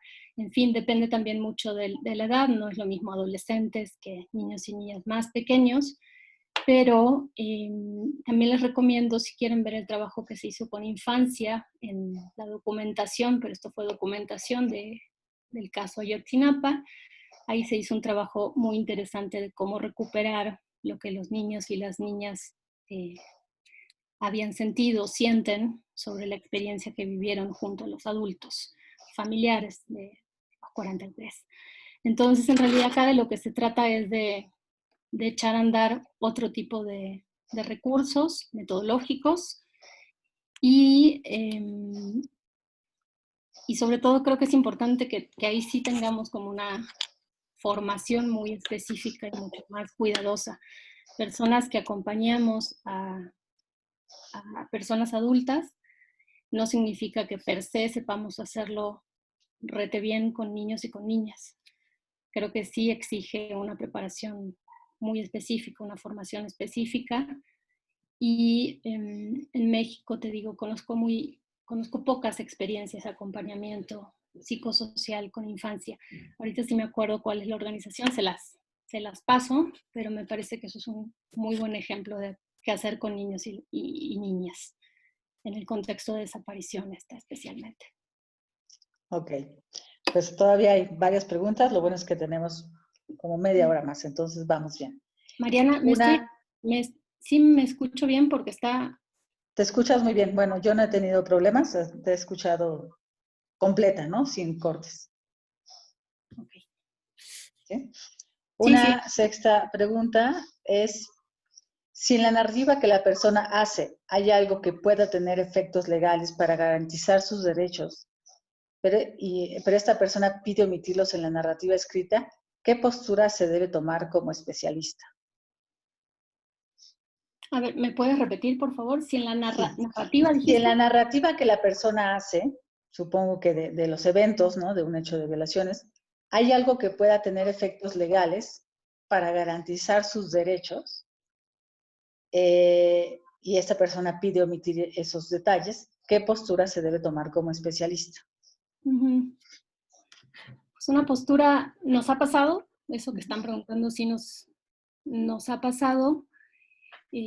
A veces en los documentos que nosotras emitimos, como les compartí durante la presentación, visibilizamos impactos en todas las esferas de las personas. Entonces, a veces la esfera individual no saca tantas ronchas, no causa tanto tema, entonces puedo contar cosas mías, ¿no? de impactos, pero cuando se trata de aspectos que quizás involucran a lo familiar, ahí sí se prende un foco rojo, ¿no? Porque va a aparecer en un documento algo que tiene que ver quizás con mi vida de pareja, por ejemplo, o con mis hijos, mis hijas, en fin.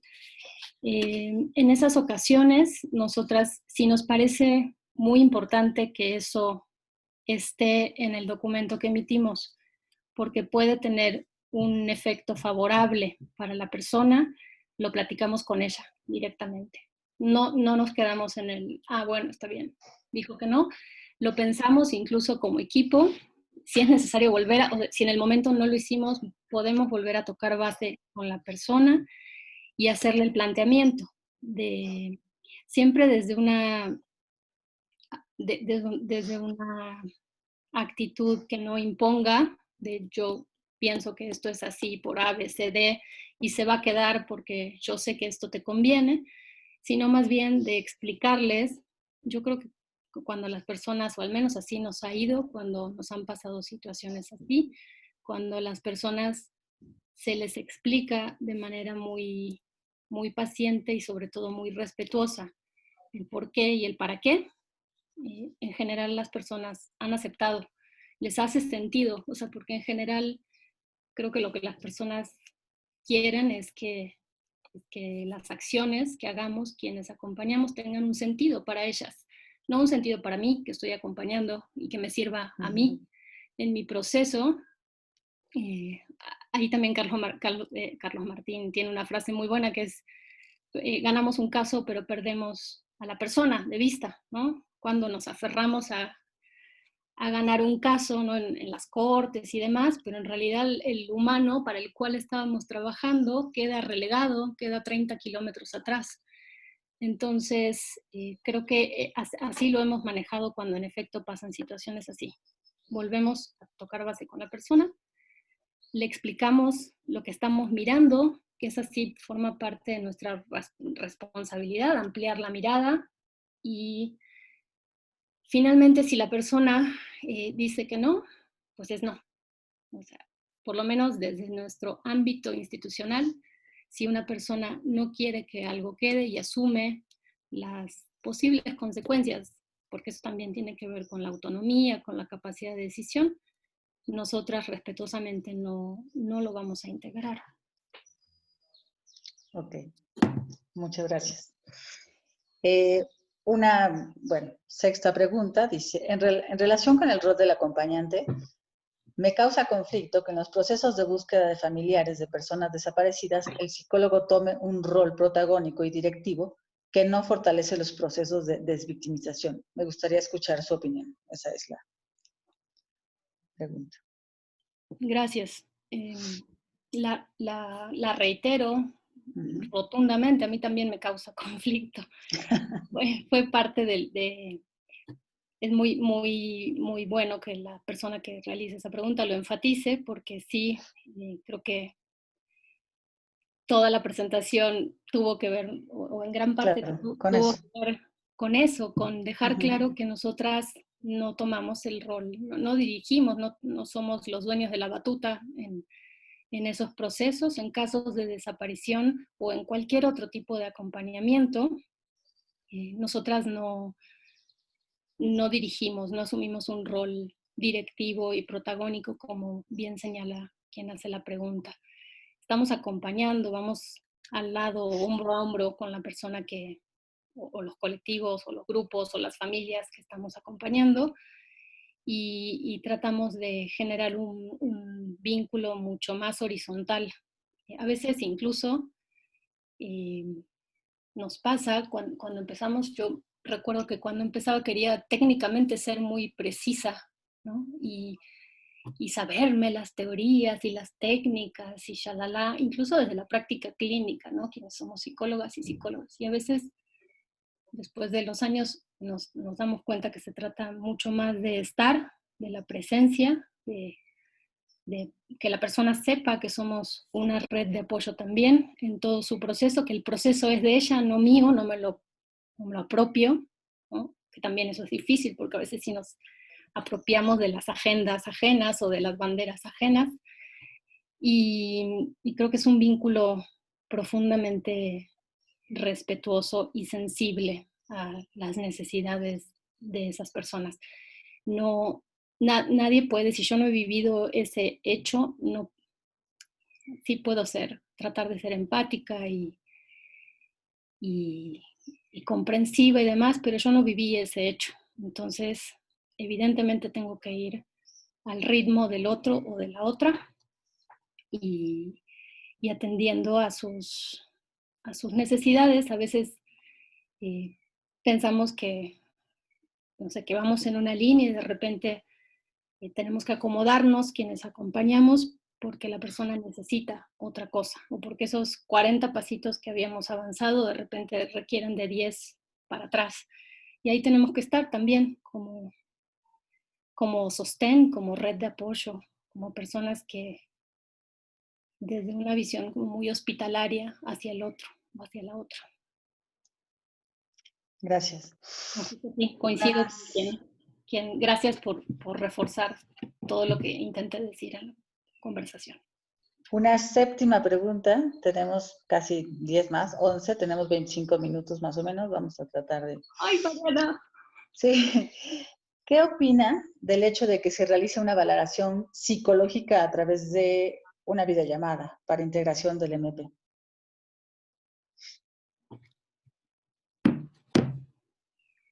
Una valoración psicológica en el marco de un ministerio público. Pero, bueno, supongo que un perito, me imagino que es un perito, que está de la Procuraduría, quiero creer, que está haciendo una... No hay más datos, ¿verdad? No. No hay más datos. Ok.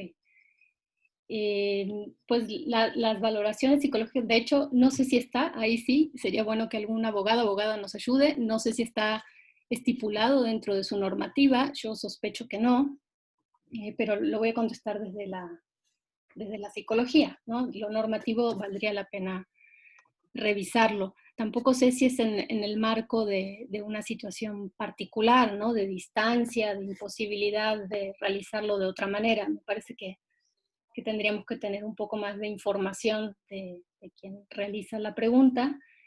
En general, y se habrán dado cuenta con todas mis torpezas por esta vía, yo prefiero el cara a cara siempre. Creo que el cara a cara tiene otros efectos En las valoraciones que se hacen en esos peritajes, en general aplican pruebas, entonces no imagino cómo se aplica la prueba a través de la computadora, de esta manera. Entonces me cuesta un poco de trabajo o quizás me falta información para poder contestarle mejor a la persona. No había escuchado yo de peritajes de esa naturaleza. En general, los peritos las hacen cara a cara en su espacio, justo por la complejidad, ¿no? Son entrevistas, siguen una metodología con base a un manual que ellos y ellas tienen y, y involucran justo el uso de algunos instrumentos de evaluación desde la psicología que no me queda muy claro de qué forma se harían a distancia con estos medios, digamos. Ok, una octava pregunta es, ¿qué preparación profesional pueden tomar estos familiares para realizar un buen acompañamiento? Perdón, Mariana, no te escuché el final. ¿Qué preparación profesional? Sí, claro, si los familiares podrían tomar algún tipo de preparación profesional para realizar un buen acompañamiento. Supongo que es, claro, desde otro lugar también, ¿no? Sí, sí, hay buenas experiencias y me remito a dos. Tuvimos como la oportunidad hace poquito en la comisión de platicar con Jocelyn, que encabeza, no sé si andará por ahí incluso, que encabeza la organización Uniendo Cristales. Ellos tienen todo un trabajo de formación de pares acompañantes con el tema, con la problemática específica de desaparición, y tienen todo un modelo de fases que las personas que viven una desaparición van viviendo y de qué manera acompañamos siendo familiares, siendo pares.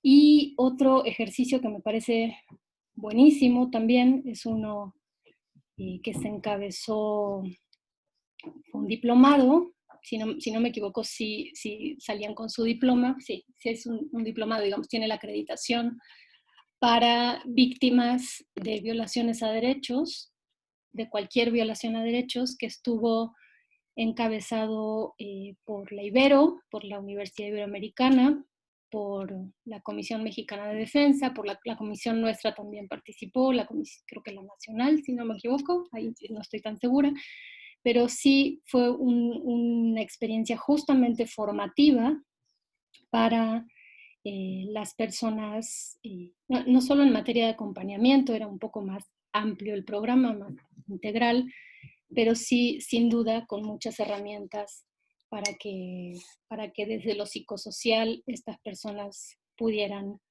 no solo encabezar sus propios procesos, sino saber qué hacer con otros y con otras, porque como está un poco implícito en la pregunta de la persona, muchas veces las personas que viven violaciones a derechos se convierten en defensoras o en defensores, ¿no? Te conviertes en activista.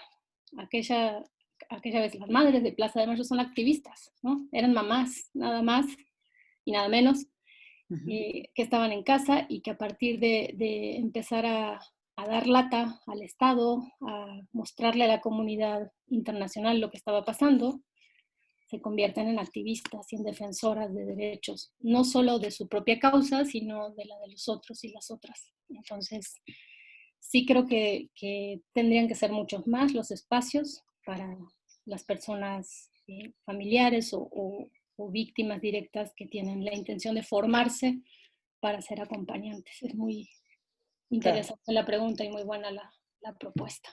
sí. Una novena pregunta es, ¿existe alguna propuesta para trabajar protocolos de acompañamiento con instituciones de procuración de justicia? Dice, es decir, ¿puede un policía como primer respondiente realizar un trabajo de acompañamiento psicosocial? ¿Puede un policía? Ajá, como primer respondiente, realizar acompañamiento psicosocial en una instancia, por ejemplo, de procuración de justicia, que si hay protocolos al respecto para poder realizar ese trabajo, digo, como policía. Sí, pues la atención a víctimas sí incorpora principios o acciones que tienen que ver con la atención desde estas trincheras también. Lo psicosocial cuesta un poco más de trabajo, quizás si encontramos más elementos desde la atención psicológica e incluso desde el trabajo social que se echan a andar cuando las personas son víctimas o cuando pensamos en lo que en la ley de víctimas se denomina como rehabilitación, ¿no? Que es la atención médica, pero también psicológica. Lo psicosocial sigue como picando piedra en México, ¿no? Son pocos los espacios desde los cuales se trabaja desde esta perspectiva. En realidad hay bastantes, pero no tantos como en otros escenarios, en otros países donde el camino andado es aún mayor. Y entonces sí estamos intentando que el enfoque, que la perspectiva permee muchísimo más en diversas instituciones, no solo en el ámbito de procuración de justicia.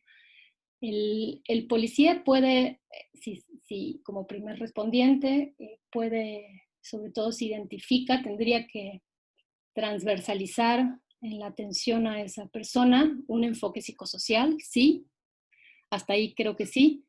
Tareas de acompañamiento, tal como las describí, no exceden a sus atribuciones, porque en general lo que va a hacer es, no sé, poner a disposición, llevarlo al MP, etcétera, etcétera, ¿no? Tiene una intervención, según entiendo, como bastante más limitada, pero lo que creo importante es que sí sería muy, muy bueno que en diferentes instancias e instituciones que atendemos a víctimas pudiéramos transversalizar la perspectiva. Entonces, esto significa que, por ejemplo, esos principios de actuación de los que hablamos puedan estar, los podamos echar a andar o los podamos poner en juego al momento de tener ese quizás único contacto con esa víctima, al ser policía primer respondiente. Sí, no sé si me explico. No, muy claro. O sea, la idea es, claro, ampliar esa red de apoyo adoptando ese enfoque, ¿no? No es que todos vayan a hacer acompañamiento, pero que sí adopten un enfoque de psicosocial, ¿no? De cómo atender este Sí, tipo de problemáticas y todo lo que implica, lo que explicaste todo al principio, ¿no? sí, como un gran lente, ¿no? La Sí. perspectiva es un lente que podemos incorporar a nuestra práctica profesional cotidiana, especialmente quienes trabajamos con personas víctimas, ¿no? Sí, sí viene muy bien porque como está atravesado por el enfoque de derechos humanos, abreva del enfoque de derechos humanos, entonces inmediatamente ese foco a mí, cuando me posiciono de esa manera, eh, miro a ese otro a priori como un sujeto de derechos. No es un desvalido, pobrecito, o no es el delincuente que no tiene derechos porque acaba de cometer un delito, etcétera, etcétera. Ese otro con el cual voy a intercambiar quizás por única vez, un rato, es un sujeto de derechos y nos permite también como una aproximación muy digna a esa persona, claro, un trato digno a esa persona. Entonces creo que el ponerse el lente, lo decía de otra manera, transversalizar la perspectiva de derechos y psicosocial, sería muy benéfico en todas nuestras instituciones estatales. Claro. Sumamente benéfico. Y parte de ese lente es ver el contexto, ¿no? En el que está ese sujeto de derechos. Claro. Una décima pregunta dice así: hace poco tuve contacto con un colectivo, Historias Desobedientes, de familiares de genocidas y perpetradores de dictaduras de Argentina y Chile. Ellos apoyan el proceso de memoria, verdad y justicia ante las violaciones, incluso confrontándose con sus familiares.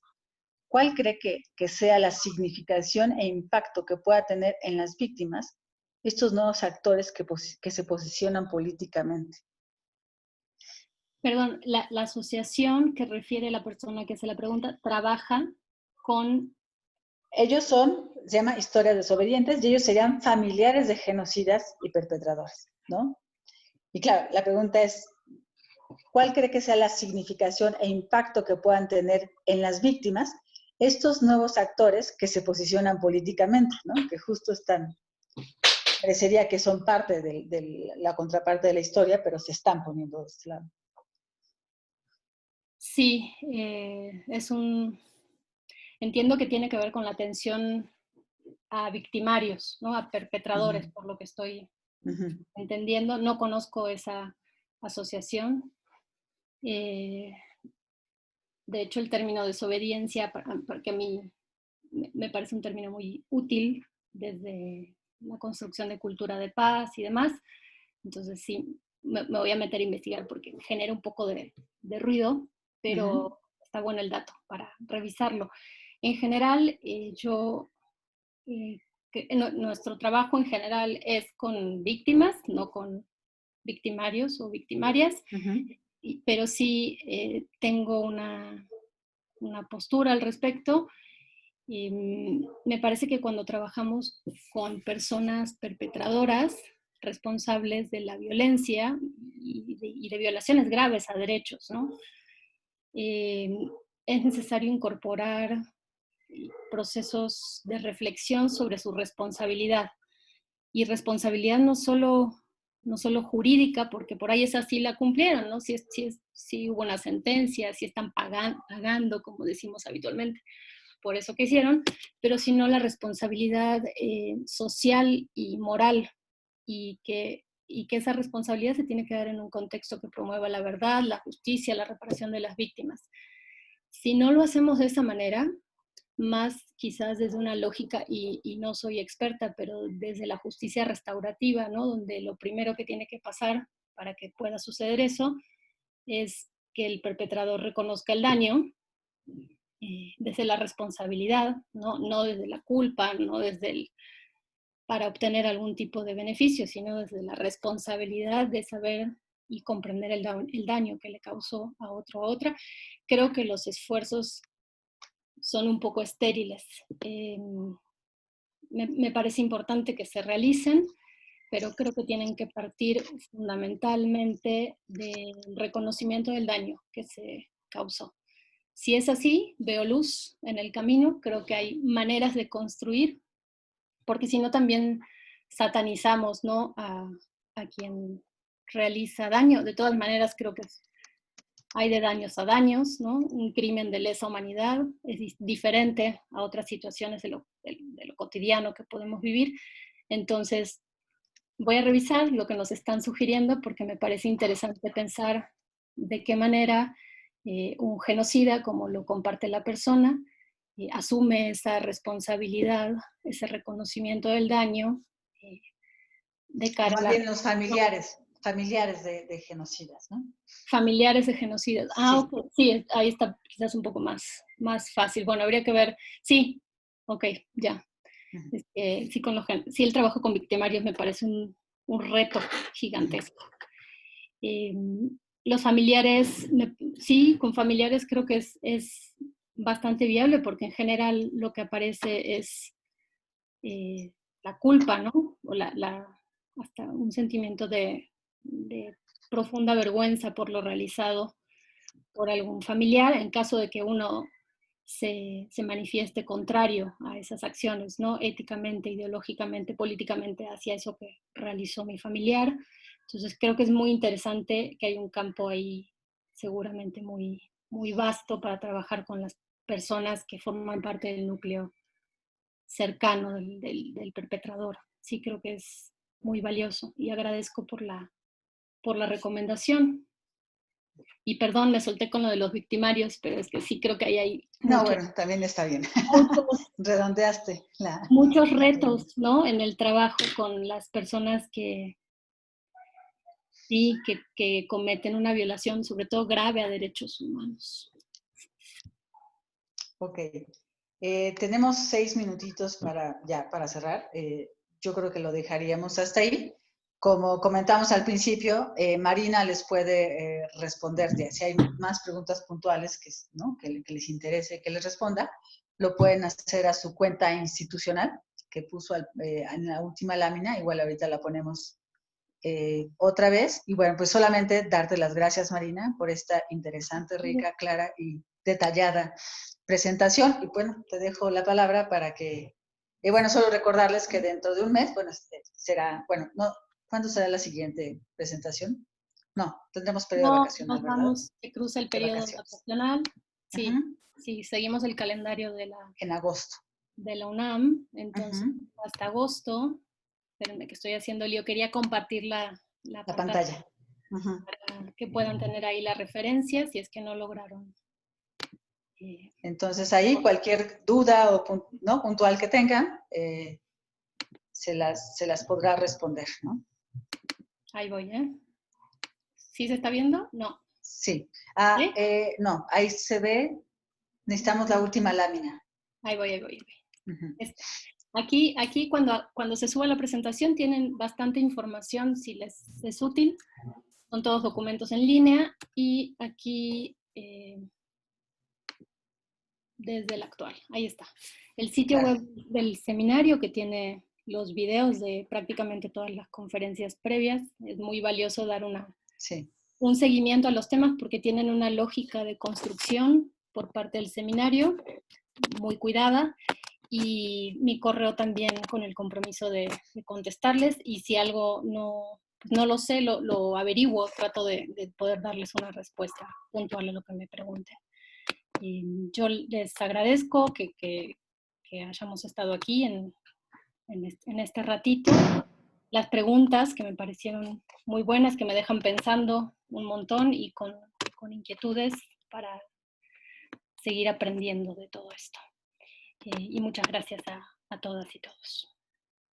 Pues gracias a todos y a todas. Gracias, Marina. Gracias.